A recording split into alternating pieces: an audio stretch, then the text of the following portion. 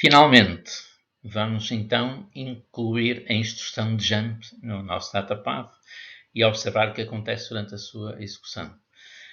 As instruções jump têm um tipo de codificação distinto de todas as outras que consideramos até agora, portanto é a codificação tipo J, que é distinta do tipo I e do tipo R, e nas instruções tipo J existem apenas dois campos. Os 32 bits são subdivididos no campo Operation Code, que continuam a ser os bits 31 a 26, e num único campo de endereçamento, que é o endereço absoluto, correspondente aos bits 25 a 0. Estes 26 bits, na prática, vão ser depois transformados em 28, portanto, multiplicando por 4 o seu valor, acrescentando 2 zeros à direita, e o endereço-alvo final obtém-se da concatenação desses 28 bits com os 4 bits mais significativos que provêm do PC mais 4. E dessa forma eu obtenho os 32 bits do endereço-alvo da instrução de jump. Será, portanto, ainda necessário, basicamente um dos elementos que nós temos que alterar no nosso datapath, será necessário acrescentar um bit na saída da unidade de controle, e esse bit vai ser usado para selecionar uma fonte alternativa de informação disponibilizada na entrada do Program Counter. O datapath simplificado com suporte para a instrução J fica então com a configuração que podemos observar no slide seguinte. O que está aqui fora desta zona amarelo corresponde aos elementos funcionais e a sua interligação que já tínhamos anteriormente identificado. O Program Counter agora faz parte de um módulo que está sublinhado amarelo chamado PC Update, ou atualização do Program Counter. Ele continua aqui. Já agora acrescentamos um sinal de reset para poder colocar um valor inicial conhecido no Program Counter sempre que tal seja necessário. O módulo de adição para a obtenção do PC mais 4 continua a ser o mesmo. E agora o que fizemos foi tomar os 26 bits menos significativos da instrução, passá-los por um shift left de 2 bits para obter 28, e esses 28 vão ser juntos aos 4 mais significativos do PC mais 4 para construir o Jump Target Address. Acrescentamos aqui também um novo multiplexer, e este multiplexer vai permitir selecionar se o valor que vai ser apresente à entrada do Program Counter provém do multiplexer que já tínhamos antes e que permitia selecionar PC mais 4 ou o Branch Target Address, e agora podemos acrescentar então como terceira hipótese a informação correspondente ao Jump Target Address. Este multiplexer carece então de um outro bit de controle que é acrescentado à nossa unidade, que é o bit jump, e que só tomará o valor 1 se a unidade de controle encontrar nos seus 6 bits de entrada o código de instrução correspondente ao jump.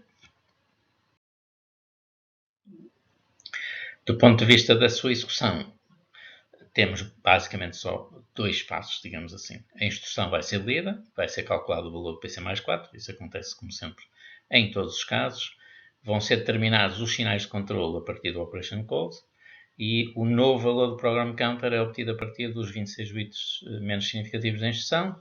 Vai ser multiplicado por 4 através daquele shift left de 2 bits, é um shift left combinatório, e vai ser concatenado com os 4 bits mais significativos do Program Counter atual. Do ponto de vista do funcionamento do datapath, no caso da instrução J, temos uma primeira fase que é semelhante às anteriores. Aqui a instrução exemplo corresponde a um jump para este endereço que aqui está, que corresponde ao código hexadecimal 08100009. E basicamente a leitura de registros aqui não é relevante, o nosso file resta não vai ser usado, a ALU também não vai ser usada, a memória de dados também não, para em que os nossos sinais de controle, neste caso particular, para já são todos conhecidos, eles só serão conhecidos na segunda fase, mas enquanto estamos a ler a instrução, em paralelo estamos já a calcular também o PC mais 4 e uma vez disponibilizados aqui os 26 bits menos significativos, poderemos na segunda fase calcular o seu produto por 2 para obter o Jump Target Address. Isso mesmo é observado então neste novo passo, que é um pequeno passo, uma vez que envolve basicamente a descodificação dos sinais de controle. E agora reparem que todos têm o valor 0, com exceção do bit control jump, que vai selecionar a entrada 1 deste multiplexer. E, portanto, o valor presente na entrada do program counter, através deste caminho, será o valor que está na entrada 1, por sua vez, é o jump target address, que resulta da concatenação dos 4 bits mais significativos do PC mais 4 com os 26 bits menos significativos da instrução, depois de multiplicados por 4. A partir deste instante aqui, há na mesma uma leitura de dois registros. A ALU é um elemento combinatório, poderá ou não alterar os seus valores, mas não é relevante.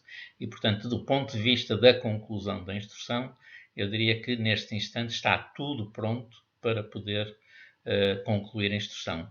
E, portanto, o que vai acontecer é que vamos ter que esperar até à próxima transição ativa adicional de relógio e, nessa altura, o jump target address que está aqui presente será escrito no PC e ficará disponível na saída para a execução da próxima instrução. Já agora, uma forma alternativa de podermos ver o nosso datapath single cycle, na qual estamos de alguma forma a separar os blocos principais que o constituem, incluindo os elementos que estão dentro do CPU e os elementos que estão fora do CPU, pode ser representado neste diagrama. Portanto, o que nós estamos aqui a representar é o processador MIPS, que está neste tracejado fundo cian. Dentro do MIPS nós temos uma zona que designamos por Data Section, que não é mais do que o conjunto de blocos funcionais que incluem o file register, incluem a ALU, incluem todos os outros elementos operativos, multiplexers, os shifters, o extensor de sinal também, e tudo isso está aqui no nosso Data Section, peço desculpa. Depois temos aqui em cima o bloco de control, que, como tínhamos feito anteriormente, tem a unidade de controle principal e a unidade de controle da ALU. Este bloco de controle é alimentado a partir do Operation Code, ao nível da unidade de controle, e do campo Funct, ao nível do ALU Control. E são gerados vários sinais que irão determinar o funcionamento da nossa Data Session. Por outro lado, fora do CPU, nós temos aquilo que são as nossas duas memórias. Eu relembro que estamos perante uma arquitetura Harvard. Portanto, temos aqui em cima a memória de dados, com o barramento de endereços que provém diretamente da saída da ALU e com o barramento de dados para efeito de escrita. E depois temos o barramento de dados do ponto de vista da leitura, que será fornecido ao Data Section, mais explicitamente ao Register File que se encontra aqui dentro. Temos também a Instruction Memory, a memória de instruções, e neste caso não há propriamente sinais de controle, há apenas o valor do Program Counter, que tem o seu próprio barramento de endereços, independente daquele barramento de endereços em cima, o que é uma característica da arquitetura Harvard. O valor do PC vai determinar qual é o endereço do qual eu leio a minha instrução, e essa instrução, por sua vez, será disponibilizada à unidade de controle e será disponibilizado à Data Section, nomeadamente para efeitos da leitura dos registros envolvidos e, no caso de ser necessário, também o cálculo do Branch Target Address e o cálculo do Jump Address quando tal se justifique. Portanto, isto é, no fundo, uma forma alternativa de representar o Datapath Single Cycle, na qual não está explicitado ou não estão explicitados os detalhes da instanciação desta secção de dados, mas em que é, digamos, usada uma representação mais próxima da distribuição física dos componentes que constituem o nosso elemento central do processador. O CPU propriamente dito e a memória, ou neste caso as duas memórias, que integram a arquitetura Harvard.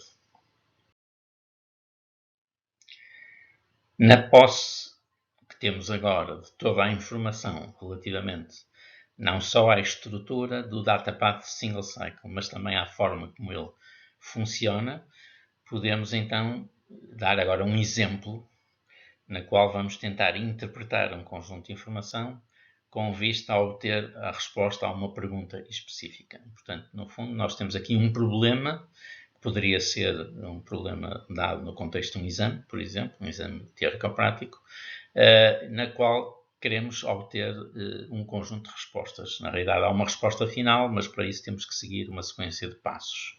E esses passos têm que tomar em consideração precisamente o conhecimento que nós já temos sobre a forma como são executadas as instruções no nosso datapath.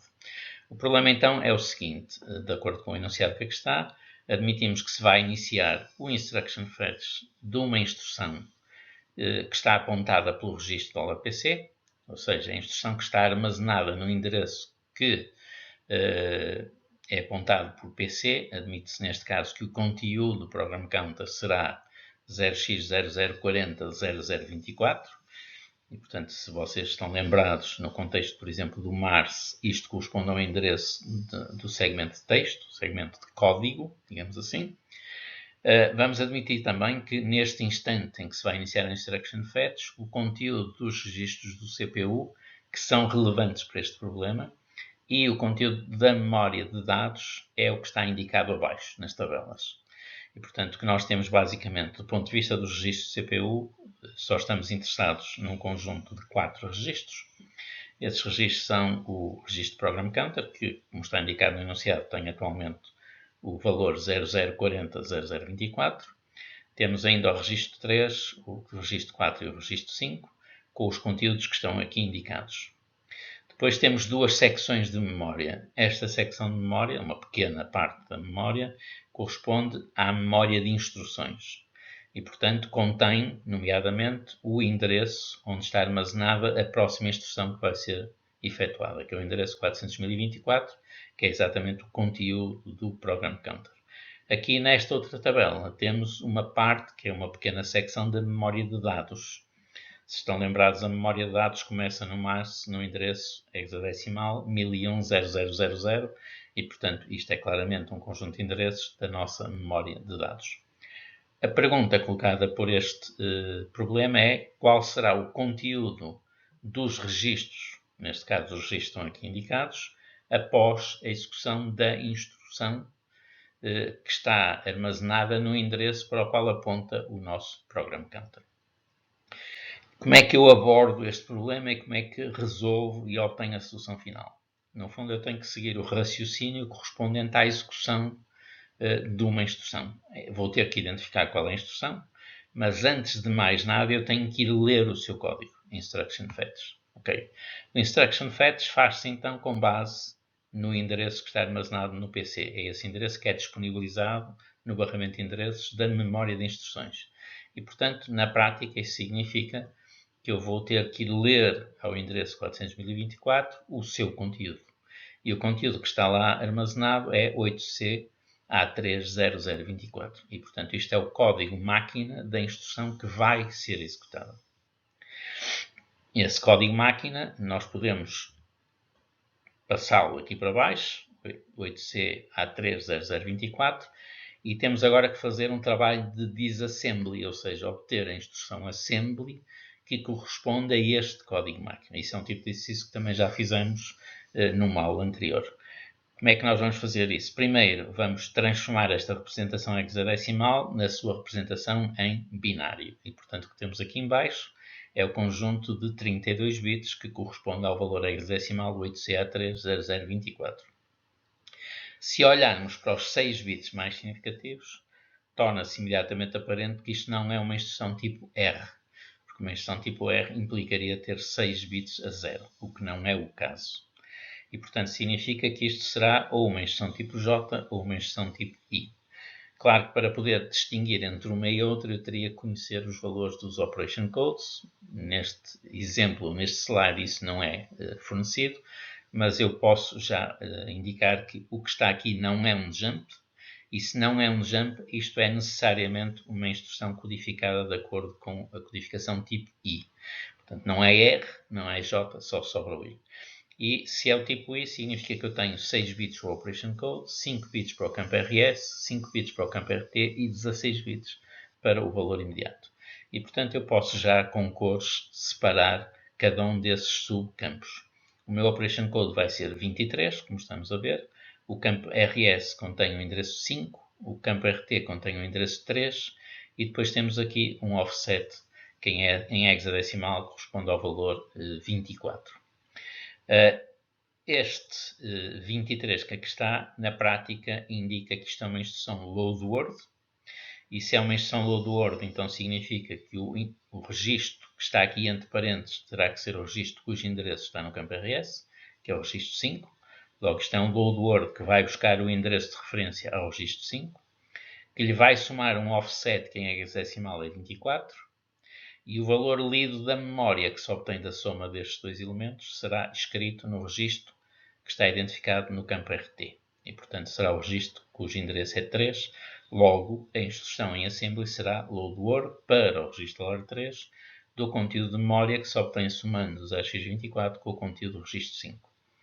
O registro 5 ele está representado aqui, portanto eu sei qual é o seu valor. O valor armazenado lá neste momento é 1001.0010. Ok? Se assim é, então eu posso obter o endereço de memória de qualquer ler, somando a 1001.0010 a constante 0x24. O que significa que o endereço de memória a que vou aceder, que se resulta da soma daqueles dois componentes, será o 1001.0034. E isto está na memória de dados. E, portanto, eu terei que ir aqui à memória de dados procurar esse endereço. E esse endereço está aqui, 1001.0034.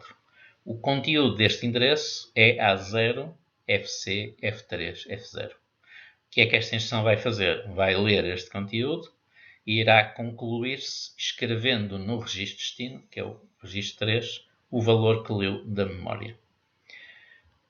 E, portanto, o registro 3, na conclusão da instrução, ficará com o conteúdo da memória cujo endereço é 1001.0034 e, portanto, o seu novo conteúdo será A0, FC, F3, F0. Concluindo, quais são então os valores que ficam armazenados nos registros após a execução da instrução? Na prática, há apenas dois registros que vão ser alterados. O registro Program Counter, como estamos perante uma instrução LW, ficará com o valor que tinha mais 4. Anteriormente ele era 400.024, agora passa a ser 400.028 e, portanto, ficará a apontar para a instrução seguinte. E o registro 3, que foi alterado na conclusão da instrução, copiando para o seu conteúdo o que estava originalmente armazenado na memória, ou seja, o conteúdo do endereço 1001.0034 e, portanto, o registro 3, que anteriormente tinha este valor, após a conclusão da instrução, passa a ter o valor A0FC, F3, F0, que é uma cópia da informação que estava na memória. Uma forma alternativa de resolvermos o problema, o exemplo do slide anterior, é observarmos o que acontece do ponto de vista da execução temporal, ou seja, a execução na forma de um diagrama temporal no DataPath Single Cycle. E, portanto, na prática vamos assumir os mesmos pressupostos que usamos no exemplo do slide anterior, mas agora vamos fazer um diagrama temporal que representa os vários sinais e conteúdos de barramentos que circulam, digamos assim, no nosso DataPath durante a execução dessa instrução. E, portanto, o que nós temos aqui é uma representação temporal em que o eixo do tempo é o eixo horizontal, portanto, o tempo cresce da esquerda para a direita. O nosso tempo de execução corresponde a um ciclo de relógio, que está aqui representado a verde. Temos aqui o sinal clock. E já agora cá em baixo, na base, temos um conjunto de sinais da unidade de controle, que, se repararem, não estão aqui todos os sinais, mas estão aqueles que são relevantes para a execução da instrução. Nós vamos observar agora, passo a passo, o que é que acontece durante a execução da instrução, mas eu chamo já a atenção que o código que foi lido do endereço 400.024, que era exatamente o endereço que vimos no exemplo anterior, que era o valor que estava em PC, é o mesmo valor que estava lá, ou seja, 8C A30024, que corresponde ao nosso load word $3 0x24 $5, ou seja, a instrução é a mesma que tínhamos observado anteriormente. O que é que acontece então do ponto de vista da execução ao longo do tempo neste exemplo particular? Primeiro, vamos admitir que o instante atual é o instante em que ocorre a transição do ciclo do flanco ascendente, peço desculpa, do sinal de relógio. Nesse momento, o valor que estava na entrada do Program Counter será transferido para a saída do Program Counter e passará a ser o novo endereço de acesso à memória de instruções. Este novo endereço não fica estável imediatamente, há aqui um pequeno atraso de propagação, mas a partir do momento em que é estável, eu sei que passado algum tempo eu terei disponível na saída da memória de instruções o código da instrução correspondente. Relembro já agora que os valores que estamos a utilizar do ponto de vista dos registros são os que estão aqui indicados, são os mesmos do exemplo anterior, portanto o Program Counter tem neste contexto o valor 400.024, o registro $3 tem um valor que vai ser substituído no fim, já sabemos isso, o registro $4 por acaso até nem estamos a usar neste contexto e o registro $5 tem o valor 1001.0010. Ok, então o que vai acontecer aqui é que a partir do momento em que o meu PC, o Program Counter, está estável, a menos de um determinado atraso de propagação, o PC input, o valor que vai estar na entrada, que resulta do valor atual mais 4, ficará estável também. Isto também demora algum tempo, uma vez tenho que passar por um somador e por um multiplexer. E, portanto, na entrada do PC, eu ficarei já com o próximo valor que depois será disponibilizado no próximo ciclo lógico, 400.028. A leitura da memória é um pouco mais lenta do que este processo e, portanto, vamos considerar um atraso superior, durante o qual os valores podem alternar, mas a partir de certo instante eu tenho um valor estável, isto representa 32 bits, que em hexadecimal é 8C-A3-024 e que já tínhamos visto correspondentes são load word $3, 024, $5. Já agora, é por uma questão de simplificação na interpretação, estes 32 bits estão reproduzidos aqui nestes subbarramentos, sendo que no primeiro eu tenho o Operation Code, os bits 31 a 26, no segundo eu tenho o campo RS, que está aqui, que são 5 bits, que identifica o registro 5, depois tenho o campo RT, que corresponde a mais 5 bits e que identificam o endereço 3, que é o registro destino, e depois tenho os 16 bits menos significativos, que são a minha constante e que neste caso têm o valor 0024. Relembrando a forma como nós obtivemos esta instrução, que fizemos foi olhar para o Operation Code, verificar que ele é diferente de 0, determinar na prática que isto é um load word, dividir os campos respectivos, obter o identificador de endereço do campo RS e do campo RT e o valor do offset respectivo. Por sua vez, o Operation Code, neste caso da instrução load word, irá determinar, do ponto de vista da unidade de controle, qual será o valor lógico deste subconjunto de sinais de controle. Antes deste instante, o valor que estava aqui não é relevante. O que interessa é que a partir deste instante estes valores serão estáveis e são os valores necessários para eu poder efetuar a minha instrução load word. E podemos observar isso colocando aqui temporariamente o nosso datapath single cycle e verificar que o regDestination é o sinal que controla aqui este multiplexer, e as regDestination tem um valor 0, indicando que o endereço do registro destino, neste caso, provém do campo RT. Não pode provir do campo RD porque ele nem sequer existe. Portanto, obrigatoriamente, o regDestination tem que ser 0. O memory read é o único sinal de controlo da memória de dados que está ativo e tem que estar a 1, indicando que eu quero fazer uma operação de leitura na minha memória. Portanto, o meu memread, peço desculpa, e que vem por aqui dar esta voltinha, está aqui indicando que eu quero aceder à memória para efeitos de leitura. O mem-to-reg é o sinal que controla este multiplexer e que indica de onde é que provém a informação que irá ser escrita no registro destino. Como isto é um load word, esta informação tem que vir da memória e logo eu tenho que selecionar a entrada 1 do multiplexer. Então o meu mem-to-reg terá que ter o valor 1. O ALU Operation, estamos perante uma instrução de acesso à memória, logo a ALU vai fazer uma soma entre o conteúdo do registro 5 e o valor imediato, que neste caso é o valor 24 hexadecimal, e então o meu ALU-OP vai ter que ter o valor 00 para forçar uma soma. O ALU-Source, que controla este multiplexer, como eu quero somar um registro com um imediato, terá que ter o valor 1 para selecionar a entrada de baixo, e tem o valor 1, tal como está aqui indicado. E finalmente, como eu quero escrever o resultado final num registro destino, eu também tenho que atuar sobre o RegWrite e colocá-lo a 1, ativando a possibilidade de escrita na conclusão da instrução. Tendo observado então porque é que os valores lógicos dos sinais de controle são os que estão aqui indicados, podemos avançar, digamos, no processo da execução da instrução. Portanto, a partir do Operation Code, nós, na unidade de controle, determinamos quais são os sinais de controle. Eles vão ficar agora estáveis até ao fim do ciclo relógio. E o próximo passo corresponde a ler, a partir do file register, o conteúdo do registro 5, que é 1001.0010, tal como está aqui visto, e também o conteúdo do registro 3, que neste caso é 7F421231. Esta leitura é feita na mesma. Na prática, este valor depois não vai ser utilizado, uma vez que este valor não passa sequer pelo multiplexer para a ALU, mas a leitura do registro é efetuada em qualquer caso.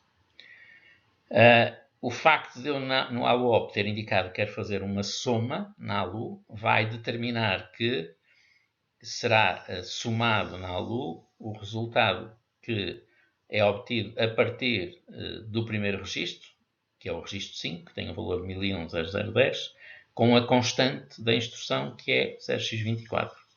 E, portanto, a saída da ALU, que é simultaneamente o endereço da memória que quero aceder, ao fim de algum tempo, isto demora algum tempo a estabilizar, passará a ter o valor 1001.0034, que é o endereço da memória a que eu vou querer aceder para efetuar uma leitura. A partir do momento em que este endereço está estável, eu terei que esperar algum tempo até ter disponível na saída da memória o valor que foi lido a partir deste endereço. E, portanto, exatamente o que acontece neste instante. Neste instante, estando estável este valor, ele passa pelo multiplexer que vai levar esta informação ao barramento de dados para escrita no file register. Todos os sinais do meu barramento estão estáveis. E, portanto, basicamente o que vai acontecer agora é que o tempo vai passar e eu vou ter que aguardar que haja uma nova transição ascendente do sinal do relógio, e quando esta transição ocorrer, então este valor que está no barramento de dados à entrada do file register será escrito no registro destino que está identificado no campo RT, que será o registro $3. O que significa que na prática, neste instante, este valor que aqui está será escrito no file register, uma vez que o sinal de enable de escrita está ativo, e o valor lido da memória será armazenado no registro $3. Consequentemente, após esta transição ativa do sinal de relógio, eu passarei a ter então nos meus registros, no PC, o novo valor, que estava na sua entrada, que é o 400.028, no $3 o valor que lida a memória, que é este que está aqui em baixo, que é o A0, FC, F3, F0, e no registro 4 e 5 não ocorreu qualquer alteração e, portanto, isso será o valor final igual ao original nestes dois registros em particular. Tal como tinha acontecido em aulas anteriores, para aqueles que tenham interesse nisso, nós podemos, então, isso acontece nos próximos slides, embora de forma não comentada, observar como instanciar os módulos do datapath que faltam instanciar. Já vimos parte deles em aulas anteriores, utilizando a linguagem de programação VHDL.